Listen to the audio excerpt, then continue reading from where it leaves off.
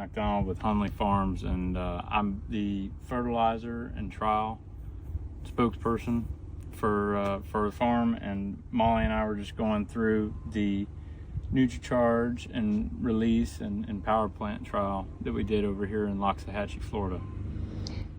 Hunter, what made you look or want to look at or research certain products? Like, what were you looking for? Was it better yield?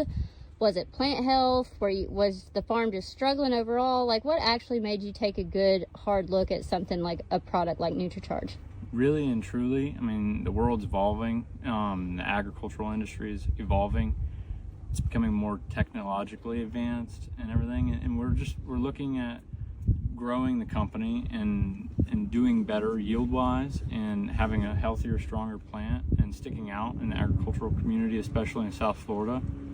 And I think that really and truly, like, this product, was brought to us by Molly, and it's proven to surpass what our typical yield is, and it's given us a healthier plant in a really, really hard area to grow in that's consistent of sand and beach sand that, it's very hard to grow anything on.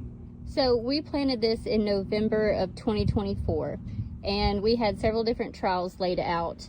When you came back out here by yourself without me and you pulled a few plants up, what would you say your reaction was to some of the plants out of the plots? I don't think I can say that on camera.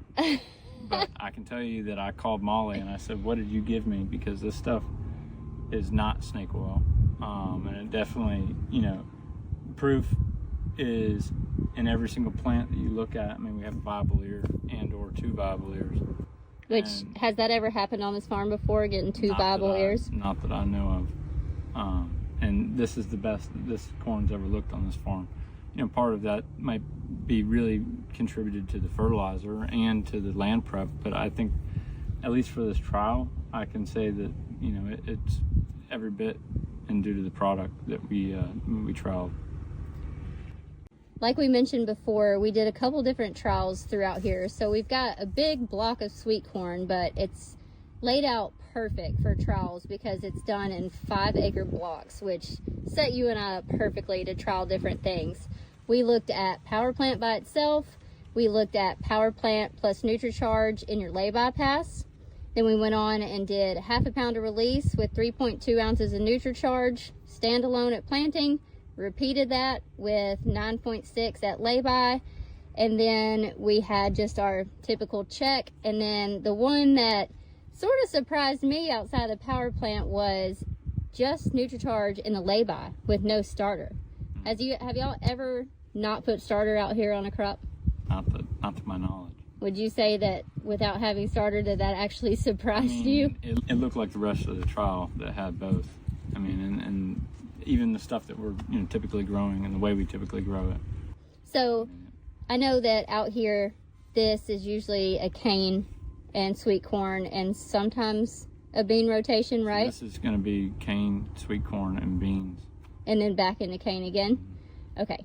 So what would you think, just from your experience, if you put the sweet corn behind the cane, what are some things you've seen? Like, have you seen any problems? Have you typically just kind of been like?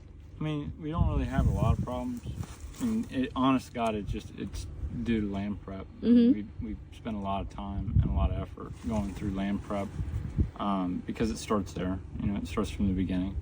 Well, speaking of land prep, not only do you have sweet corn out here in this beautiful gray sand that I would love to have in my horse arena, but this morning we just went and planted a trial on heavy muck soil.